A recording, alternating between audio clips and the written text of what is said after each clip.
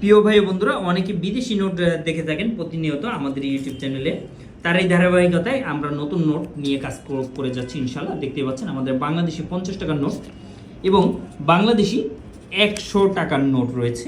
আপনারা জানেন 2025 সালে কিন্তু অনেকগুলো নতুন টাকা এসেছে। দ্যাট মিন্স আমাদের বাংলাদেশ গভর্নমেন্ট নতুন টাকা ছাপিয়েছে 2025 সাল। খুবই সুন্দর এবং লুকিংটা জাস্ট ওয়াও। এই নোটগুলো এখনও পর্যন্ত কিন্তু অ্যাভেলেবেল হয়নি। 50 টাকা, 100 টাকা, 20 টাকা এবং 1000 টাকার নতুন নোট কিন্তু ছাপিয়েছে গভর্নমেন্ট। অন্য দেশি টাকা যদি আমি দেখাই, এটা মালয়েশিয়ান 1 টাকার নোট।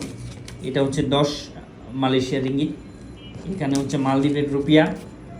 তো সব কিছু ওভারঅল যদি আমি কম্পেয়ার করি কিংবা কনভার্ট করি, এটা হচ্ছে আমাদের বাংলাদেশি 1 টাকা, 100 টাকা।